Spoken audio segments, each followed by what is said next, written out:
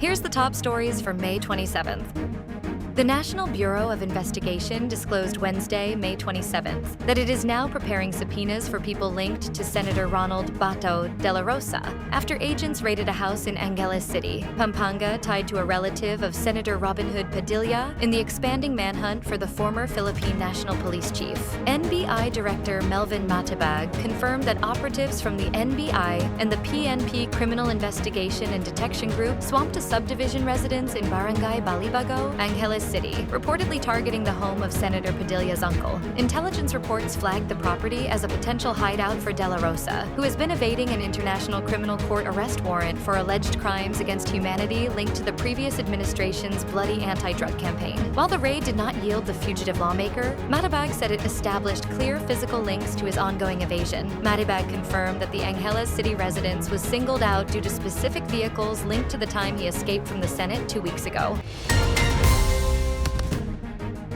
The Sandiganbayan 7th Division on Tuesday afternoon, May 26th, issued a precautionary hold departure order against Senator Rodante Marcoleta, former lawmaker Michael Mike Defensor, Aristotle Balayut Viray, and Joseph Varias Espiritu. A PHDO is a court order that prohibits a respondent facing a criminal complaint under investigation by the Department of Justice or the OMB from leaving the Philippines pending resolution of the investigation. Earlier in the day, the Office of the Ombudsman argued before the anti-graft court that the 4 respondents should be barred from leaving the country pending proceedings involving plunder and related complaints, citing alleged concealment, financial capacity, and influence. During the hearing on the OMB's application for the PHDO, Office of the Ombudsman Luzon Field Investigation Bureau, Director Maria Melinda Mananghaya Henson, who stood as the prosecution's witness, testified on the basis for the anti-graft body's request. The PHDO application stemmed from complaints involving allegations of plunder, indirect bribery, and violation of Presidential Decree No. 46, which prohibits public officials from receiving gifts and private individuals from giving them.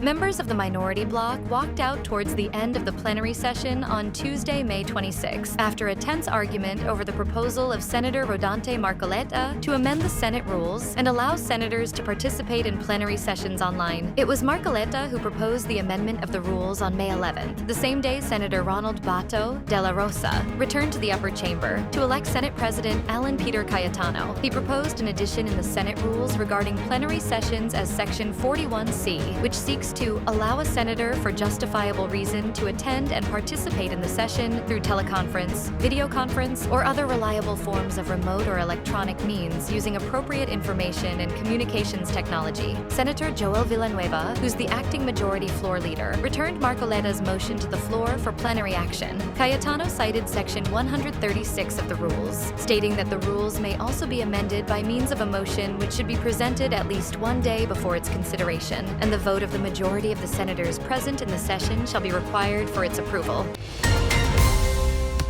The Philippine National Police has revoked the license to own and possess firearms of Senator Ronald Bato de la Rosa and ordered the surrender of 117 firearms registered under his name following a move to enforce an arrest warrant issued by the International Criminal Court against him. In a revocation order dated Tuesday, May 26th, and signed by Firearms and Explosives Office, Chief Brigadier General Jose Manala Jr., the police said de la Rosa's firearms license and registrations were hereby revoked, pursuant to Section 4, Second Paragraph, Subparagraph of Republic Act No. 10,591 or the Comprehensive Firearms and Ammunition Regulation Act. Section 4 of Republic Act No. 10,591 provides the standards and requisites for the issuance of and obtaining a license to own and possess firearms. Under subparagraph, it states that the applicant should not be convicted or is currently an accused in a pending criminal case before any court of law for a crime that is punishable with a penalty of more than 2 years. The order was issued as De La Rosa continues to evade authorities following an ICC arrest warrant linked to his role in the previous administration's bloody war on drugs. Records from the PNPFEO noted that De La Rosa was a holder of a Type 5 license to own and possess firearms, the highest classification for private gun ownership, which means he can own and possess more than 15 firearms. Originally valid until March 10, 2034, the agency disclosed that 117 assorted firearms were registered under the name of De La Rosa, and all of these are now ordered to be surrendered.